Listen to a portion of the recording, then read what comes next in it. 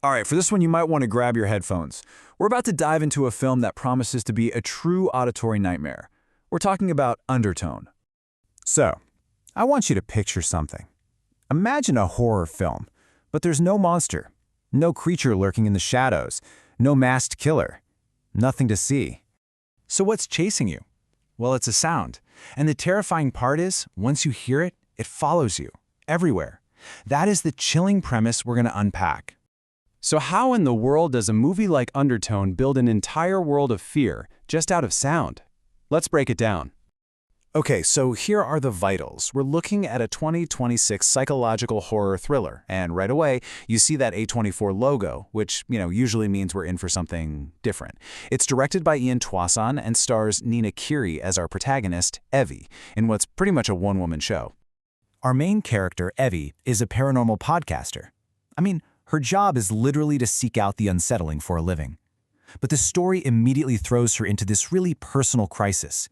She has to move back into her childhood home to care for her dying mother. So you have this person who hunts strange noises for a living, and now she's trapped by grief and silence. The isolation starts right there. And this is where it starts to get really disturbing. Everything changes when a new case file lands on her desk, or I guess I should say in her headphones. 10, not 100, not some endless stream of files, just 10. 10 specific, incredibly eerie audio recordings from a couple claiming there's some kind of supernatural disturbance. And having that finite number, it makes the threat feel so much more contained and way more sinister. Every single recording is just another step down into the nightmare. This brings us to the movie's entire strategy, what's known as auditory horror. It's all built on a very simple, very primal psychological truth. Our ears are designed to detect threats we can't see. So the terror here isn't some visual spectacle. No, it's crafted from whispers and drones that completely bypass our eyes and plug directly into the most ancient parts of our brain. So these recordings, they start out as just professional research for her podcast, but pretty soon they become a weapon against Evie's own mind. You can literally watch her mind unravel in these 4 stages. It kicks off with just plain old professional curiosity. But then, stuck alone in that quiet, grief-filled house, those recordings become her entire world.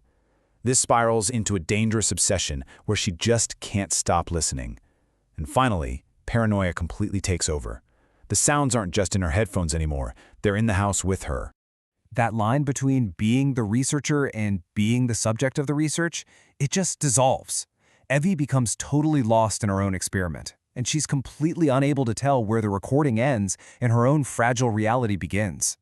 But here's the thing, the horror isn't just in the audio files. The film does this masterful job of turning Evie's own environment, her childhood home, against her. All of a sudden, this place that should feel familiar and safe becomes menacing. Empty hallways feel like they're watching you. Closed doors seem like they're hiding something awful.